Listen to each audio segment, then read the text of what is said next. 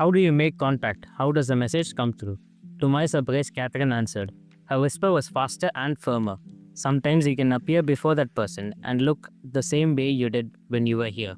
Other times you just make a mental contact. Sometimes the message is cryptic, but most often the person knows what it pertains to. They understand. It's mind to mind contact. I spoke to Catherine. Knowledge that you have now, this information, this wisdom, which is very important. Why is it not accessible to you when you are awake and in the physical state? I guess I wouldn't understand it, not capable of understanding it. And perhaps I can teach you to understand it so that it doesn't frighten you and so that you can learn. Yes, when you hear the voices of the masters, they say things similar to what you are telling me now. You must share a great deal of information. I was intrigued at the wisdom she possessed when she was in this state. Yes, she simply replied. And this comes from your own mind, but they have to put it there. So she gave the credit to the masters. Yes, I acknowledged. How do I communicate it back to you so that you grow and lose your fears? You have already done that, she answered softly. She was right, her fears were nearly gone. Once the hypnotic regressions had begun, her clinical progress had been incredibly rapid. What lessons do you need to learn now? What is the most important thing you can learn during this lifetime so that you can continue to grow and prosper? Trust, she answered quickly. She had known what her principal task was. Trust, I repeated, surprised by the quickness of her report. Yes, I must learn to have faith but also to trust people. I don't. I think everybody is trying to do evil to me. That makes me stay away from people and situations that I probably shouldn't stay away from. It's keeping me with other people that I should break away from.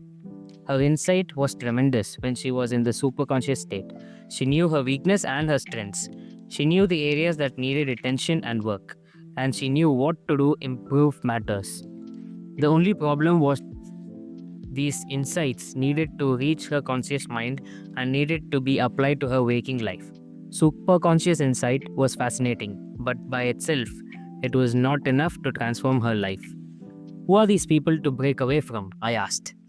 She paused. I'm afraid of Becky. I'm afraid of Stuart, that somehow harm will come to me from them. Can you break away from that? Not completely, but from some of their ideas, yes. Stuart is trying to keep me in prison, and he is succeeding. He knows that I'm afraid. He knows I'm afraid to be away from him, and he uses that knowledge to keep me with him. And Becky? She constantly trying to break down my faith in the people that I have faith in. When I see God, she's evil.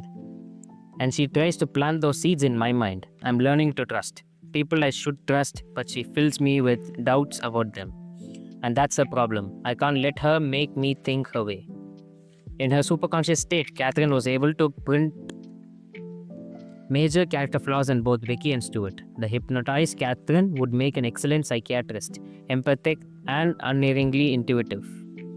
The awake Catherine did not possess these attributes. It was my task to bridge the gulf.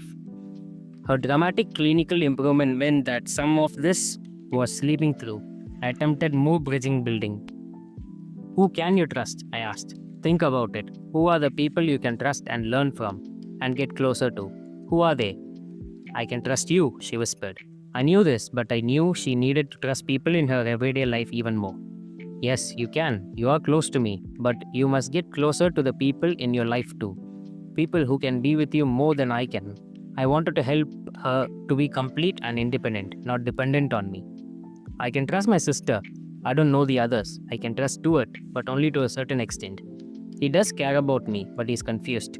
In his confusion, he unknowingly is doing me harm. Yes, it is true. Is there another man you can trust? I can trust Robert, she answered. He was another physician in the hospital. They were good friends.